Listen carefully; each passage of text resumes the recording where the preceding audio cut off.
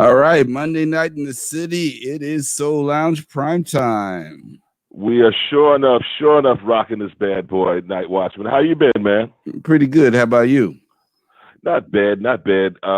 Did you view the debate on Thursday or what? I did not. My vote has already been decided, and I felt that time would be better spent rearranging my sock drawer. see, I just Night Watchman. You're starting early. I see, huh? You're starting early. I wasn't wrong. Well, you know what? No, you weren't. You're not wrong on that. Plus, I was really mad. From what I hear, they did not invite the fly back. So I just felt like I needed to boycott the debate as well. You know, you're waiting for that fly. Me too. I think they threatened to fly with a raid or something. I don't know. So you know what, Night Watchman, we got a sure enough good show because we got Stuyvesant High School in the house, man. All right, absolutely. I was literally, and I'm going to say, I got to give major props because remember, I'm Stuyvesant class of 1975. But I think on some level I was adopted by the class of 1974 because literally I'm the young buck in the room observing how these brothers roll. I looked up to them when I was at Stuyvesant, and you know what? They all did all right for themselves. So I want to actually have a discussion about their time at Stuyvesant and what it meant to them, and also what they see for the future. Going forth, especially as it relates to the fact that the lack of diversity at Stuyvesant. Is there anything in this day and age that can be done to address that? All right, let's get the introductions going. You got it. Well, this brother is one of the brothers who kind of like also put me on the map because we played together at Stuyvesant and basketball. And that, of course, is Mr. Sidney Davis. Bring it up. Sid, what's up, boss?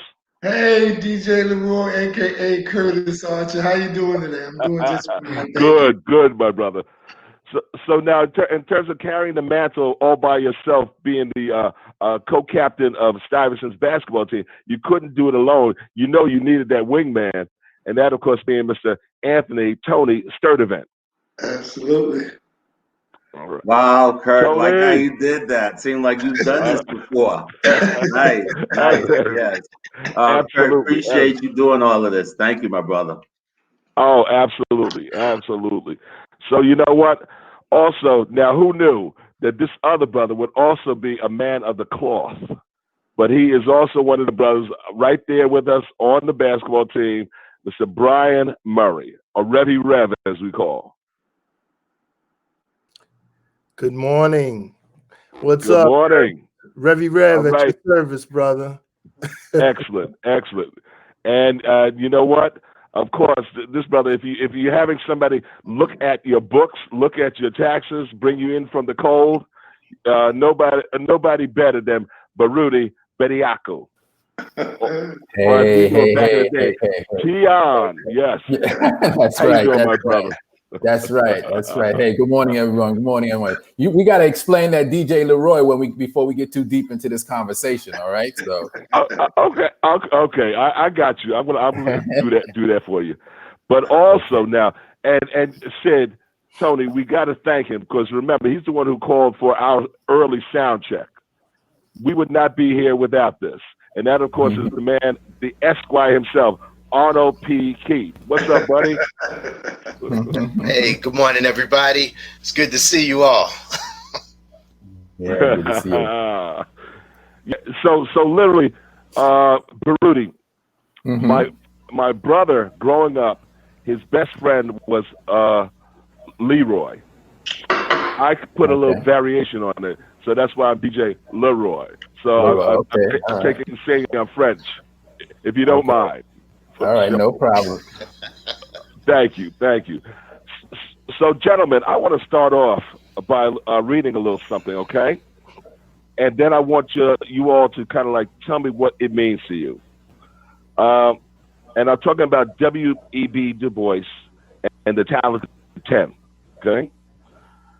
He used the term "the talent attempt" to describe the likelihood of 1 in 10 black men becoming leaders of their race in the world through methods such as continuing their education, writing books, or becoming directly involved in social change.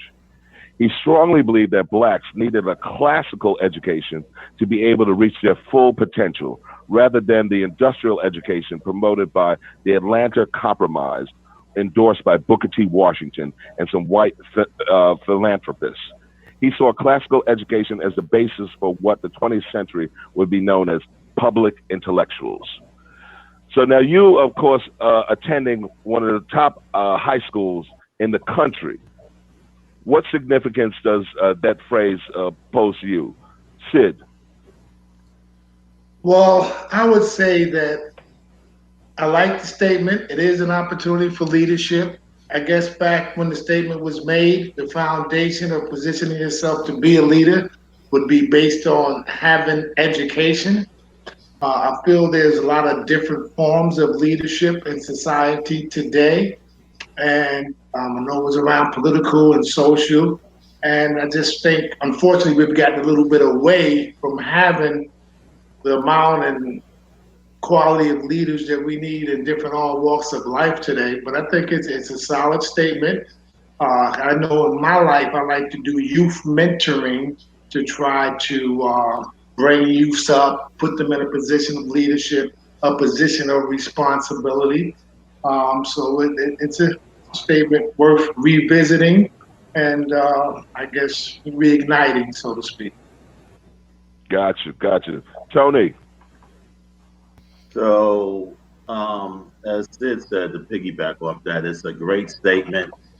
We at this stage, all of us realize that by being the academic, I'm not going to say scholars, but taking up academics in the way that we have, I think it's given us the confidence to pass on what we've done to our youth and to our peers as far as trying to get the most out of them academically.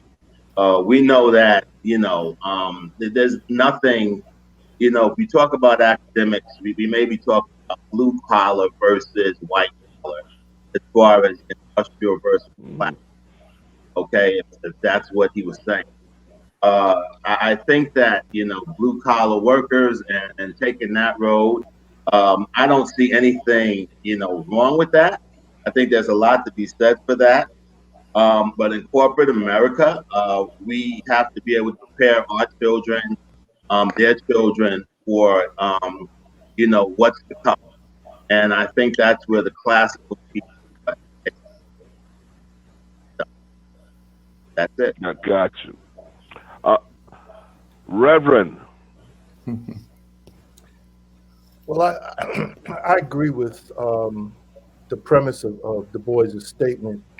For me, I've tried to use it in a couple of contexts. I know that several of us on this are also members of Black Greek fraternities, and many times when I talk to young people about why they should get involved in things like that, I refer back to the value of bringing in thoughtful people, critical thinkers. And for me, I think that the Stuyvesant experience, gave us a solid academic foundation, but moreover, sent us out into the world equipped to be critical thinkers. It's kind of followed me most of my life. You did mention I'm in clergy, but I did spend 25 years in corporate America. And so I believe that to equip young people with critical thinking skills allows them the kind of social mobility in whatever space they find themselves in. I think all of us would agree that it was given to us. We've emphasized that with our children.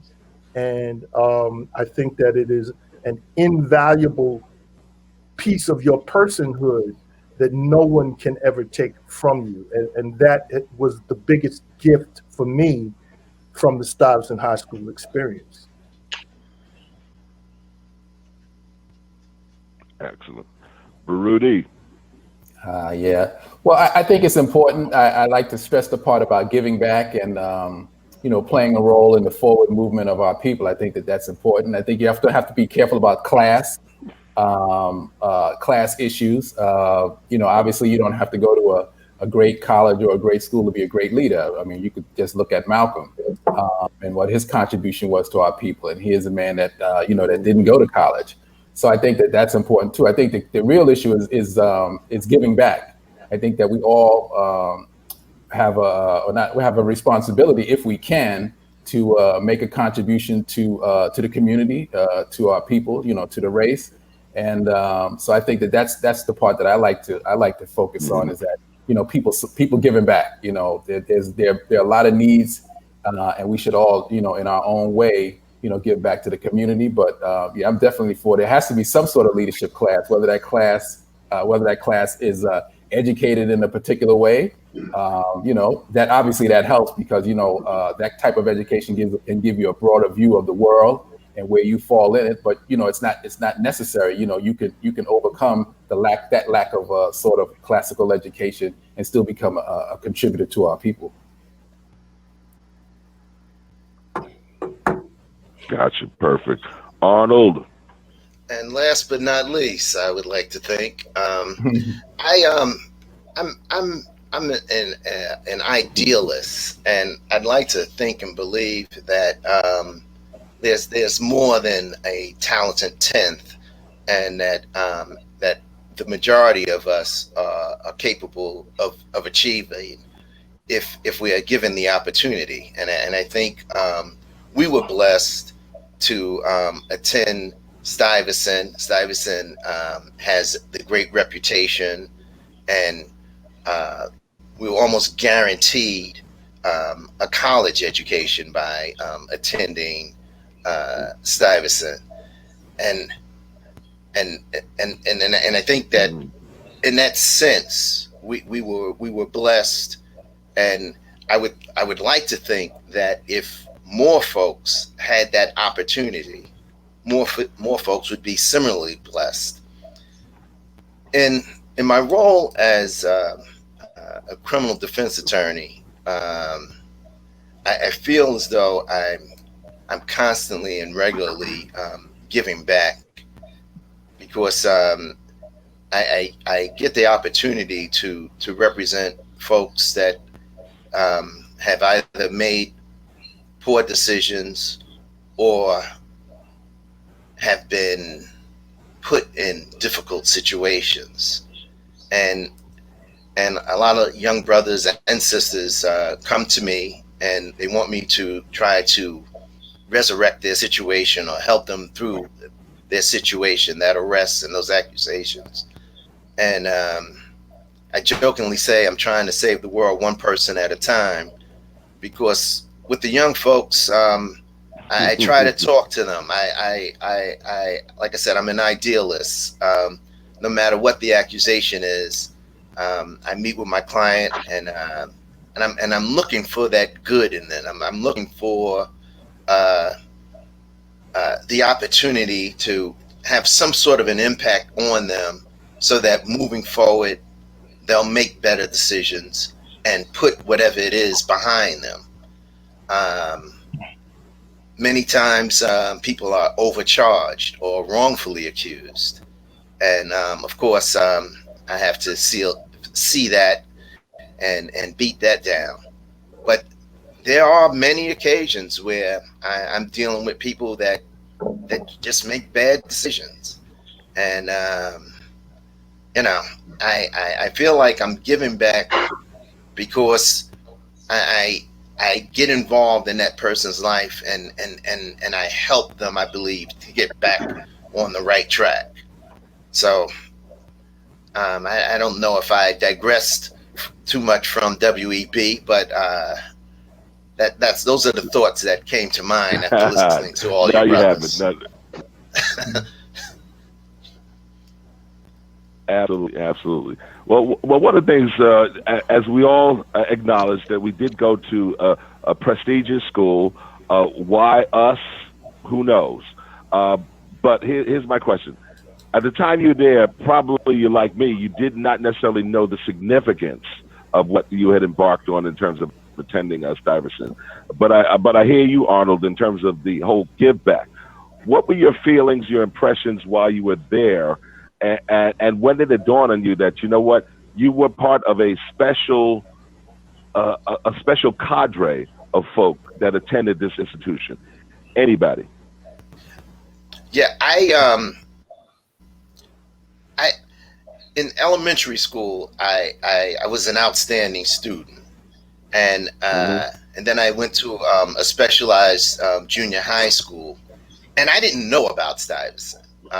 One of my white friends told me about Stuyvesant, and suggested that I apply.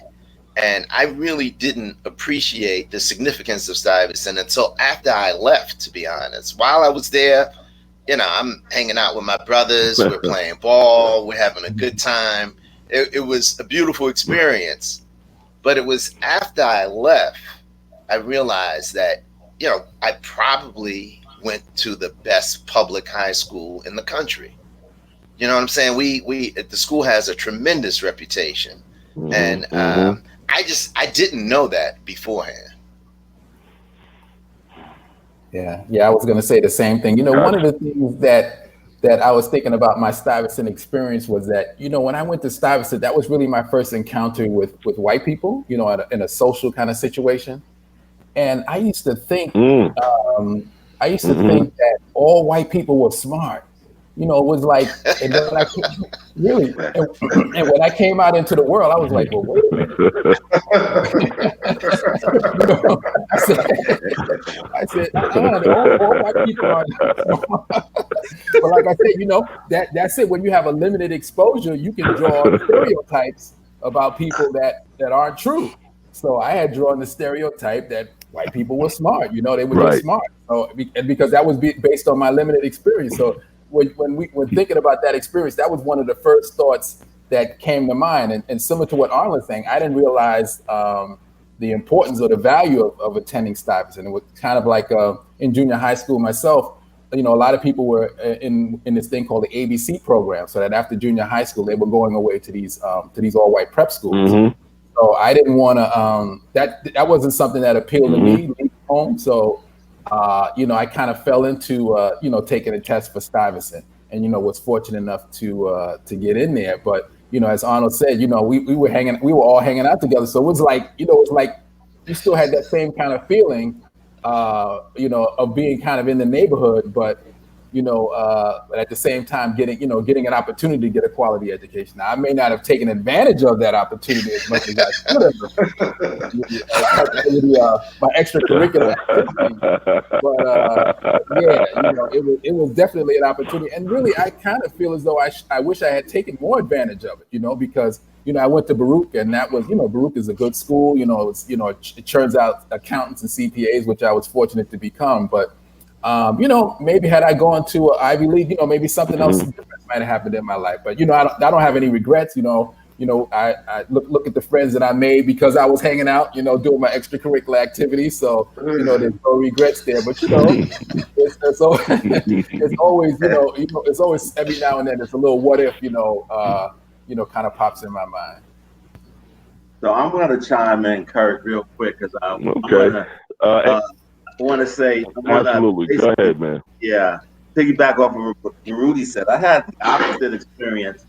I was around white folks throughout all of my early years, from the third grade to the ninth grade. I was probably the only black, not one of two blacks, class going to an SP program. So I was exposed to them. So what happened when I went to Stuyvesant was that all of a sudden I was being exposed to, because I thought I was special, to be perfectly honest. And then I got to Stuyvesant, and I was pleasantly surprised that there was so many other young black individuals out there, young men and women, that were doing well in school, and also just weren't academically smart, but just seemed to be well-rounded. I just felt very comfortable, around everybody at Stuyvesant. It actually was an experience that I did not expect. I had my neighborhood friends that I hung out with, but when I went to Stuyvesant, it was almost as if there was a little family there. And everybody put pressure on each other, whether we knew it or not. We put pressure on each other to kind of do what we were supposed to be doing in school. And also, we also had the social aspect of it that gave us that balance. Like Baruti said, I did not probably appreciate all of the things that, from a personal level, that Stuyvesant actually brought out of me. Until after I left Stuyvesant, I probably could have taken better advantage of my Stuyvesant experience. But it really was a chance to be surrounded by a lot of gifted people of color, and made you just feel a little bit more, I guess, confident. But it also grounded me a little bit when I got there, because a lot of other smart people. So that's it. Just wanted to say that. Nice. Well, for me, I took a similar path. Very good. Arnold. And you know what? Well, I took a similar path to Arnold. I was in a special elementary school program, went to junior high school. The focus was to get the people in my class into a good high school environment, whether it be like Baruti said, ABC, go away to boarding school. But I found myself in Stuyvesant, and it was special because it seemed like my family took a sense of pride in it. So something like I didn't really know what I was getting into. And, so my mother was always proud. I had a brother that went to Brooklyn Tech, so we had a sense of what attending one of these schools meant. Nice. So that was kind of, why made me feel special, and why I felt it was special, because it gave a sense of pride to the family. Then, just squeaking through, getting by. When I got to college was easy. So to me, having went to State University, got my associates, even when I went on to Hofstra, based on that Stuyvesant foundation, it was a good experience. And then just another thing it did is it kept me out the neighborhood, because I think, Arnold, Baruti probably attest that we had some guys back home in the neighborhood that was our guys. We love them dearly. But if that would have been our foundation of friendships, things might have been a lot different. So the fact that, we bonded around each other, and, Arnold, Baruti, and Tony and I had the benefit of staying connected, during the summer and holidays and stuff like that. It was just a joyful experience. And that's my comment. Nice. I think, and Brian, one of the things you had gone to of course, historically black college with Morgan. Yeah. What was then the experience leaving Stuyvesant, which, by the way, didn't have necessarily the low numbers that they have now, but certainly was there a culture shock than you going to Morgan State? It's interesting you asked that, Curtis, because my experience at Stuyvesant was similar but a little different. I'm the only one of this crowd that didn't grow up in the borough of Manhattan. And so, but like everyone else, I had a group of friends at home in my neighborhood and a group of friends in school. And echo Sid's thoughts, had I spent the majority of my time with my friends in the neighborhood, I probably would not be who I am today. But as we fast forward to Morgan, what's interesting is that the Stuyvesant experience for us was somewhat similar to an HBCU, because it was a little community within a larger community. So that when I then went on to Morgan State University, admittedly, it was one of the few experiences where there was nobody white around. And that was something to adjust to. But there was the same sense of camaraderie and community that went on at Morgan State University that really still exists to this day. I think that for me, coming into that environment from Stuyvesant probably gave me a little bit more of an advantage in that I came equipped with some basic skills in terms of studying and what it takes to get through an academic program. Of course, you go through a HBCU, you go through the experience. Compared to Stuyvesant, I can truly say that from high school all the way through college graduation was some of the best times of my life, because it was just a continuation of that sense of camaraderie. But there's the parties, there's the hanging out, there's the pledge of fraternity. You know, we're talking about the 70's when, if I may be honest, it was an interesting time to be an undergraduate student in college. But I see that thinking about those FCC regulations. Right. We're gonna keep it above the line. But the answer is, for me, from Stuyvesant to the HBCU, it was just a continuation.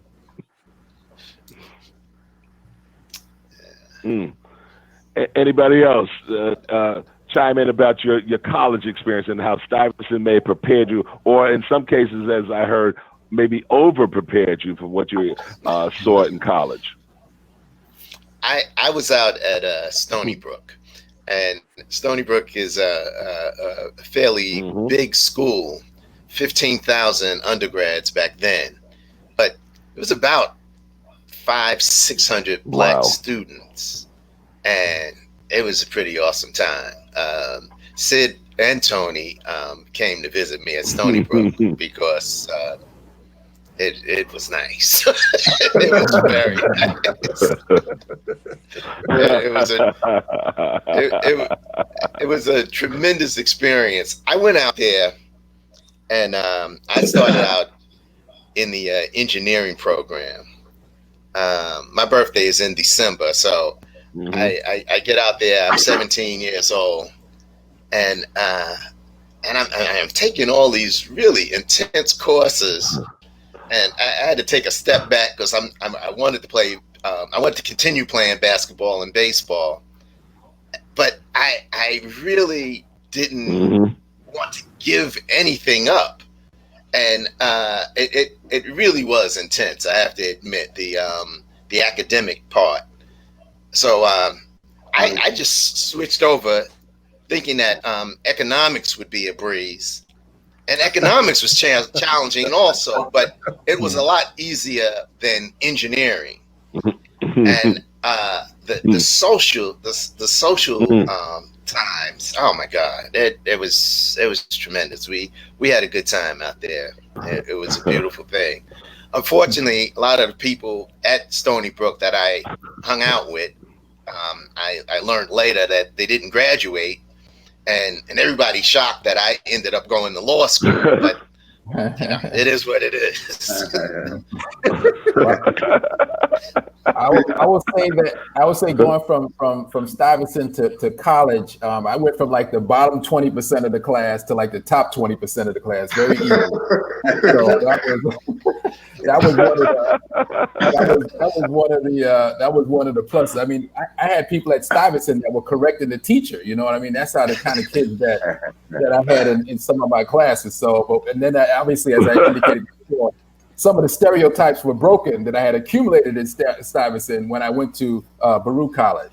So it was a good experience. But like I said, it was I didn't find. Well, actually, I made a pit stop at Manhattan Community College because because of my activities, I kind of backdoored my way out of Stuyvesant. There was a big scandal that year where some students, there were students in the school who were getting access to Regents examinations, prior to the exam. We weren't part of that network. I remember that. Yep. So we weren't part of that network, but evidently the word got out, and anybody who was going to graduate that year, whether you had passed the Regents or not, they were going to graduate you with a Stuyvesant diploma. So I had accumulated a few classes, to say the least, where I had not passed the Regents. So with that being said, I kind of stumbled out of Stuyvesant. Maybe I shouldn't admit this. I should tell a different story, but I'm gonna be honest here today. I kind of stumbled out of Stuyvesant and landed in Manhattan. Be honest. Yeah, landed at Manhattan Community, and then after that went over to Baruch. So yeah, my college experience from academically was much easier, and of course I changed my approach to school too. I knuckled down. I said, well, listen, you got a Hummer by getting out of college, getting out of Stuyvesant. So you need to switch up your program. And that's what I did. I switched up my program and got very serious. In fact, they would call me like a little bookworm in college because I was in the library all the time studying. And they said, and that was very unlike the Baruti they knew before. So I switched up my program. So that contributed to my ability to move to that top 20% also too, was just taking school a little more seriously than I had when I was in Stuyvesant. And I think what Stuyvesant allowed us to do is to form a special bond. So sometimes when you go through adversity, and I wouldn't consider it adversity, I think to Brian's point, special times in your life, you form these lasting relationships that we have here today. So so that's a comment I wanted to make. It made for the bond. I like the way the blacks sort of got together. We had our cliques, we had our group, but when it came time to go to a swinger party and go to the court to play and have some fun, everybody was on the same page, and that was good stuff. I used to, today I still proudly say to people that I could sit here and make an argument that in 1974, when I graduated from Stuyvesant, it was the best high school in the country. I don't want to say public, I want to say period. And so, I'll have that debate with anyone. Well, Stuyvesant is actually, Stuyvesant is a school that you can just, how you drop names or whatever, you can totally drop Stuyvesant. And it will almost be like, don't get it twisted, as far as, your education is concerned. And that is something that, I've used it. And my college experience was a little bit different from everybody's. It was similar to Arnold's because I went to Polytech Institute in Brooklyn. I got a basketball scholarship there. Instead, I don't know if you remember this, you were somewhat instrumental in me getting that scholarship. And we can talk about that another time. But I went there, engineering program, intense courses, as Arnold mentioned. And I was playing basketball. It was a different experience for me because I wasn't enjoying my college experience, to be honest. The Stuyvesant family had set the bar so high, and my experience at Stuyvesant was something that I missed when I went on to college. And so I left college after a couple of years, and I started working. But what Stuyvesant did for me, it actually got me positions that I think somebody with a degree needed to get. So it actually opened up some doors for me. And at that point, I was still young and fresh and could be very articulate and convincing and the whole bit. And so Stuyvesant opened the doors. And then I just had to follow through on a lot of those job interviews that I got early. But there was a certain confidence that I had coming out of there that I usually felt smarter than my people that were interviewed. Perfect guy. So that's what Stuyvesant gave me. It gave me this sense of confidence and a lot of other things. So. Curtis, can I just add? Nice. Well, one of the things that we certainly do notice about, absolutely, go ahead. Yeah, Tony brings up an important point.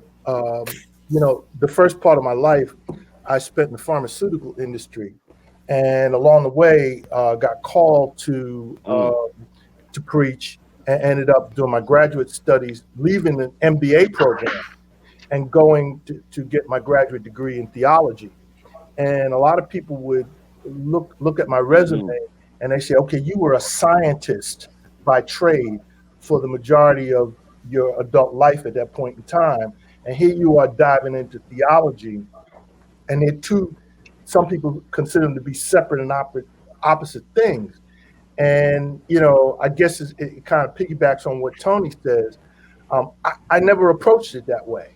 You know, I took the things that I had learned and the way that I apply myself, and I just dived into theology with a certain mindset that if other people can do this, I can do this. I'm a Stuyvesant High guy, so that it never occurred to me that I would not get through the experience of getting a theological graduate degree, and a lot of that, I guess, are the seeds that were planted in Stuyvesant High School.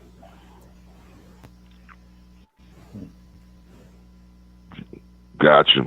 Well, one of the things, you know, I want to ask, in terms of your experience at Stuyvesant, does anybody, was there any, I got to ask, any overt racism or subtle racism that you can identify? I'm going to have to say no. I'm going to have to, there's no a lot of points to be made. I'm going to say no. I have to agree with Sid. I don't ever remember experiencing anybody else that made me feel uncomfortable or that it was racist behavior. I'm going to agree with Sid. Yeah, I would say that too. You know, one of the observations I did have though was that the lack of black teachers. I mean, there were like 1 or 2 black teachers, so that was something that kind of stuck out in my mind, because in junior high school, all my teachers were black. You know what I mean? So that was another kind of the transition culturally from one institution to another. So all my teachers were black, and so I was always kind of observing. You know, the black teachers stood out. Let me put it that way. You knew everybody could almost name the 2 or 3 black people in authority positions within Stuyvesant. So I would say that was the only kind of obvious racial kind of observation that I came up. But, you know, people were pretty much, I never got the impression that, you know, that the teachers were treating me differently. And you know, of course, you know, even amongst the students, I had some really white friends that I was very much friendly with. You know what I mean? We had some, you know, some overlapping interests, you know. So yeah. Why y'all laughing? I didn't name any interests. I'm just saying we had some overlapping interests. That's all. So yeah, there was that kind. And then there were some other white kids that we didn't have nothing in common. You know, they came from a whole different kind of world. You know what I mean? So you know, I come out of the hippie kind of the hippie crowd, what you might call the hippie crowd, was a crowd that we kind of overlapped with in terms of you know, hanging out with. But you know, you had more of a straight-laced kind of crowd there too, that we didn't have anything in common. So to the initial question is, no, I never felt anything from the you know, from the administration or anything like that. It was just, like I said, the thing that stuck out of me was there were no black people in authority. Very few blacks in positions of authority within the Stuyvesant. You guys know that. Gotcha. In addition to playing basketball, I was doing the baseball thing, and when I got out on the field with you know, mostly the white kids, it was me, Jelly, and there was Alan Tate, and then there was another brother that played during the time I was there. But Coach Sharkey, he took to me right away, and you know, I was the captain almost immediately, and so I was like trying to think of any bad racial experiences at Stuyvesant, and if it happened, it was probably something that was subtle that I didn't even recognize at the time, because you know, my athletic you know, playing with Sid and Tony, Coach Cav on the basketball team, and then all the love I got from Sharky on the baseball team, I certainly didn't feel any racism, overt racism. I'm thinking that it had to be there in a subtle way. But let me say this: you guys know I'm an only child, and I was raised by my father, and Mr. Keith was no joke. He had served in World War II, and the troops were segregated, and he was very angry about that experience. And unlike Baruti, I went to Stuyvesant thinking that white folks were dumb because my father had instilled that in me. You know what I'm saying? I thought I was the man academically, you know. And when I met my brothers, Sid in particular, Sid is a natural leader. In most situations, I noticed that Sid has this like take charge ability. But I also see that in Rev. I see that in Tony. I see that in Baruti. And when I met these brothers, it was like, wow, these cats are all like me. I'm just gonna go with this. You know what I'm saying? I'm gonna go with this. This is gonna be easy. And it was a beautiful thing. And to this day, it's a beautiful thing. I love the fact that we have our text thing, and we keep in touch, and I feel the love. I feel your leadership. And believe me, I'm souped up. I think I'm the man, but Sid, you can run it any day. Tone, Rudy, Rev, definitely. I'll listen to you preach all day. And Curtis, even though you're a few months younger than us, I'll even listen to you.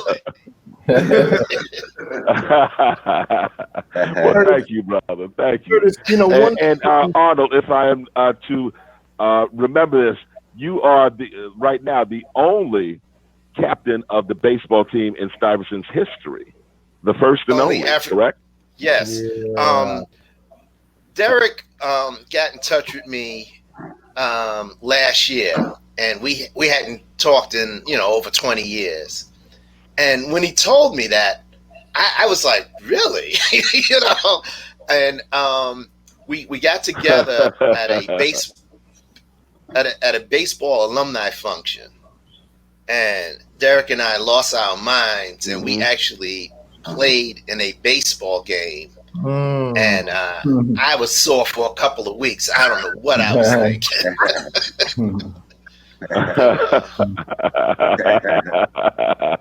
Oh, wow. Hey, Curtis. Rev, you about to say something?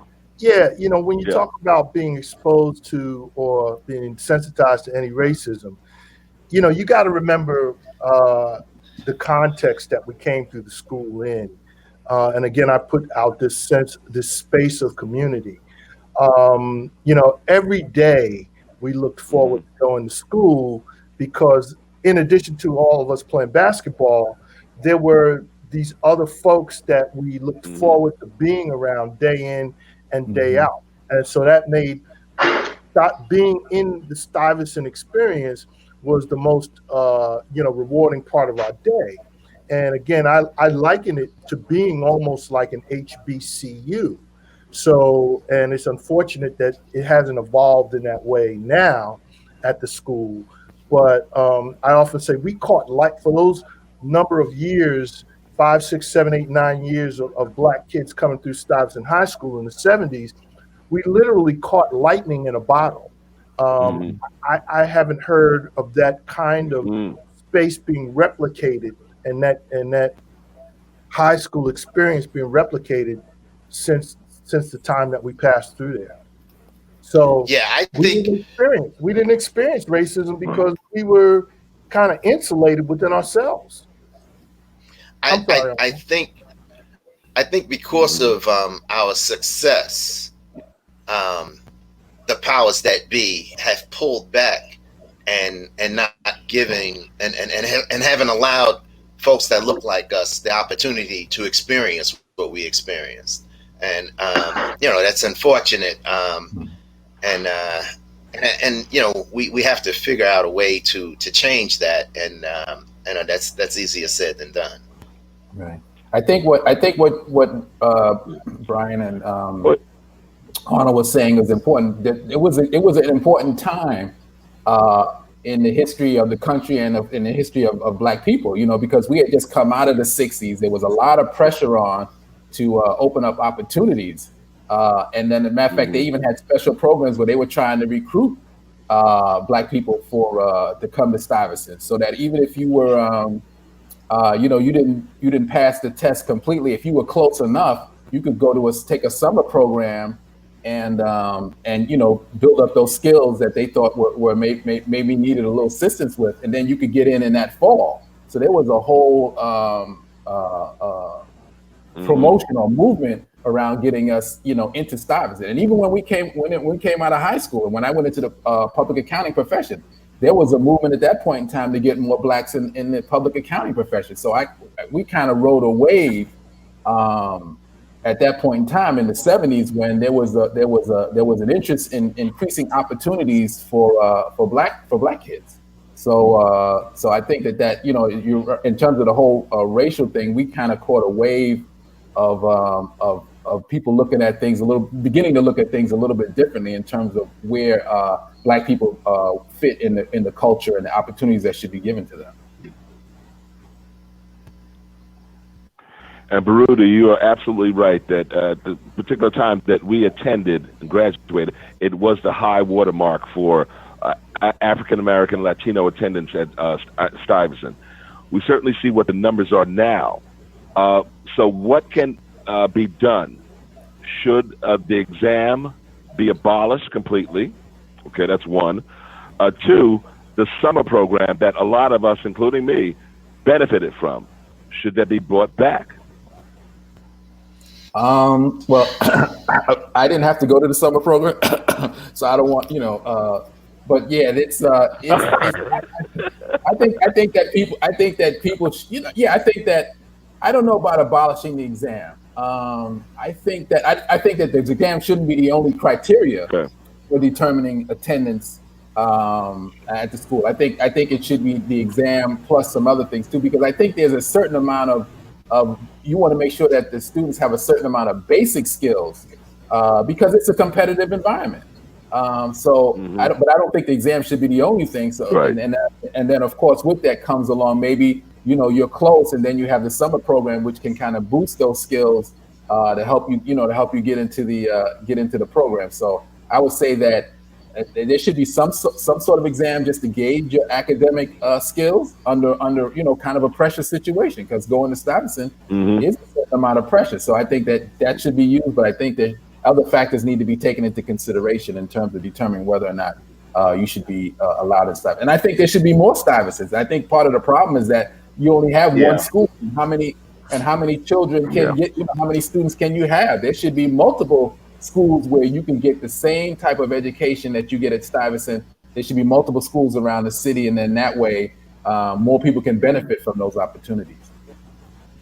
So Curtis, I just want to say that I went to the summer program as well. So and I actually enjoyed it. It gave me a little bit of a head start when I got to Stuyvesant, meet some of the people that were in the program with me.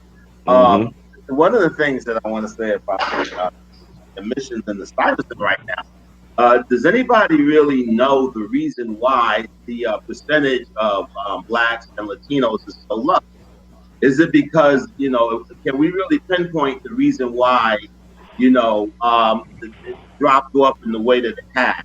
Is the exam just unbelievably difficult and challenging? Does anybody really know? Because until you know exactly the reason why, it's hard to address it. We do have some schools around. I'm thinking my wife went to Bronx Science. You still have Brooklyn Tech. Of course, that's not enough. So I'm chiming in with what Rudy said. We need more schools. But do we know? I think part of trying to address the lack of Blacks and Latinos in Stuyvesant, part of trying to address that issue is to know what the issue is, why we are not getting into the schooling. And it may be a pipeline issue, because I think a lot of us attended junior high school programs that had the old SP classes, the IGC. You had, so we had come up. Yeah. We had come up through IGC. Yeah, we had come up through the SPC, the IGC, sort of elementary school, junior high school pipeline. So we were being prepared all along to be competitive in an academic way. So I don't know. I mean, I don't know what's happening in the junior high schools and the elementary schools around the city, are those programs still going on? How much are we participating in those programs? Because, by the time you get to the ninth grade, you got to have a certain base of preparation of academics that's going to allow you to do well on the test and succeed in Stuyvesant. So it's obviously it all starts, earlier on in a child's educational experience. And I would like to agree. I would like to agree with Baruti. It lacks a diversity component when they just look at the test results and not like colleges factor in your well-roundedness. And based on our Stuyvesant Zoom calls, Black Stuyvesant Zoom calls, a point came out that kind of bothered me. And if we create this pipeline for Blacks to go to Stuyvesant, what's it going to be like once a young Black guy or girl gets there? Are they going to walk in there and see 6 people, like Arnold said? He walked in and said, I can do this because I got some like-minded folks here, and it's going to make for a good social, not just academic experience for me. So I would like to see a diversity component to it. As Baruti said, maybe some more schools where it could be more well-rounded in terms of diversity. But I'm a little concerned that, what it would take to turn it around. Sid, you're absolutely right with Baruti saying there needs to be more schools like Stuyvesant. And Lord knows if you guys had attended Stuyvesant in this day and age, the experience would not be as fulfilling as what you guys are describing in 74. No doubt. Curtis, I'm kind of like the rest of these folks in that you raised 2 separate issues. Number one is the admissions test.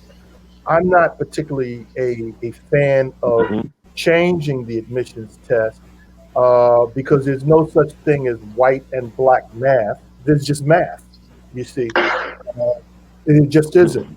But I think it's I think it's a bigger indictment on the pipeline and what we do to prepare young people to expect to have a good high school experience.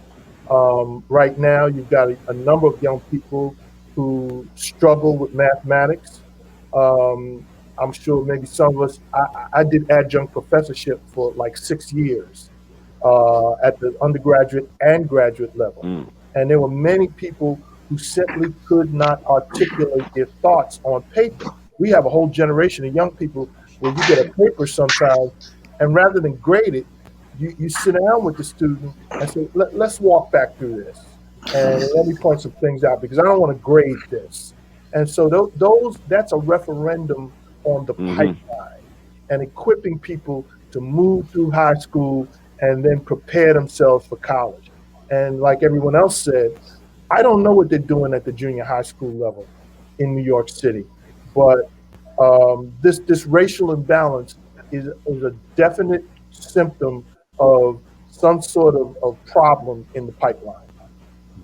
And if I could just let me add one thing, what I found in interacting with people who are familiar with what's going on in the Asian community, there's a whole lot of private prep school, Saturday classes.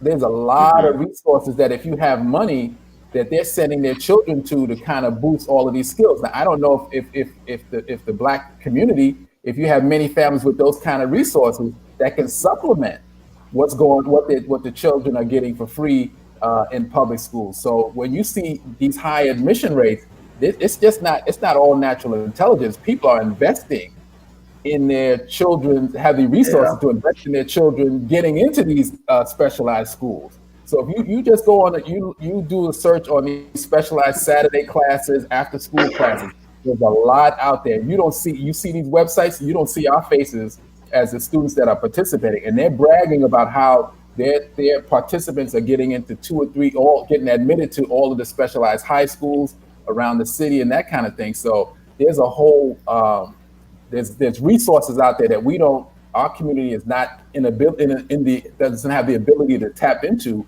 that will prepare them to get into Stuyvesant. I think that's a contributing factor too. Real quick. So, Baruti, would you say that's a symptom of economics? Yeah, I think yeah. Well, economics is important. I think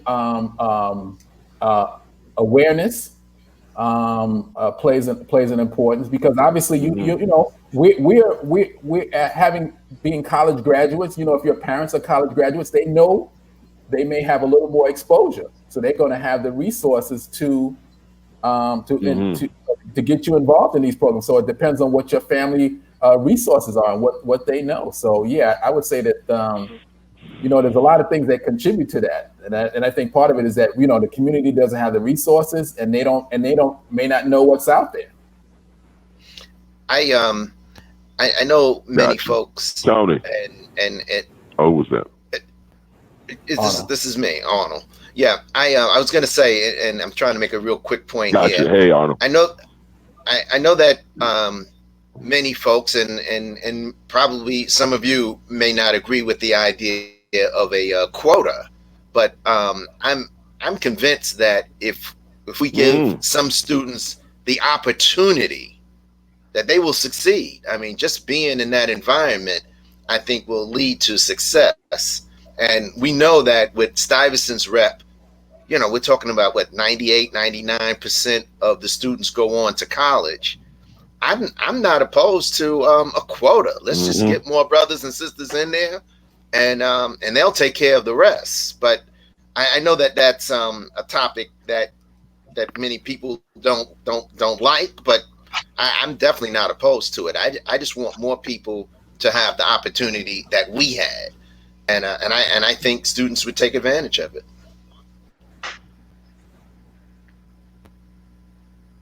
Anybody else? So DJ LeRoy, we are hey, NightWatchman.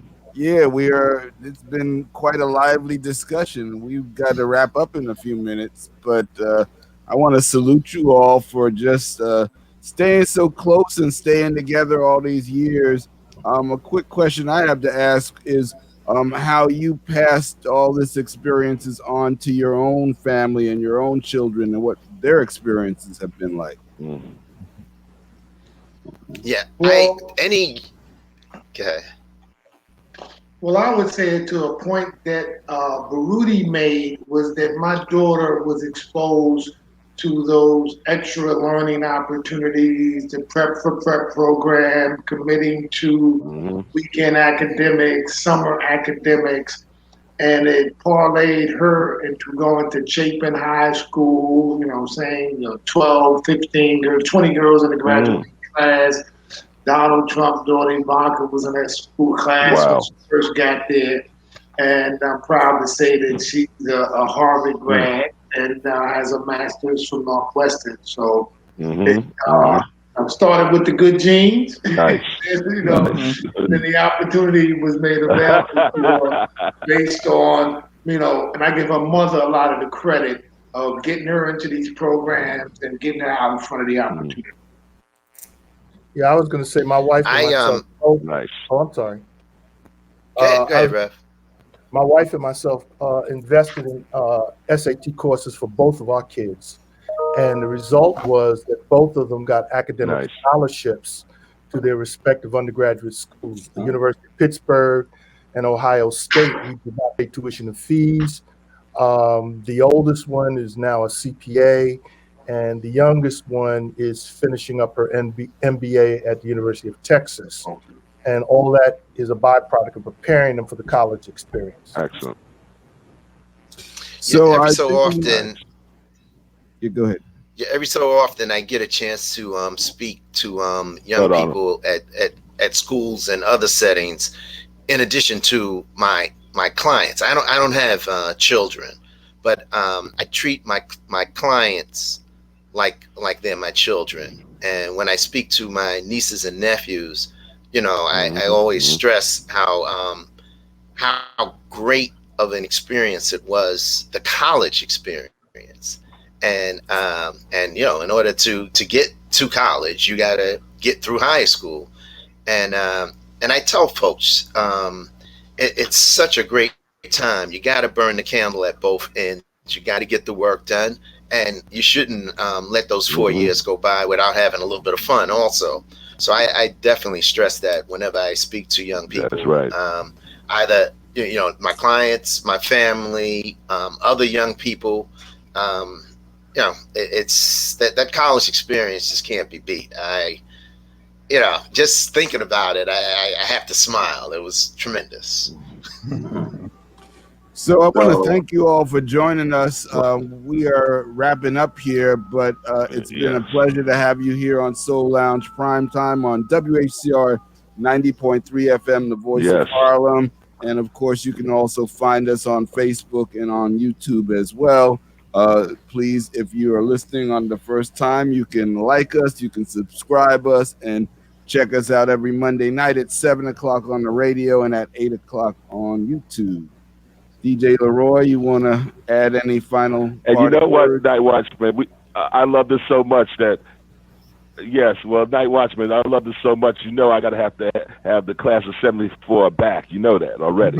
Yeah. We'll have you back for your 60th or 70th anniversary. See how many y'all make it.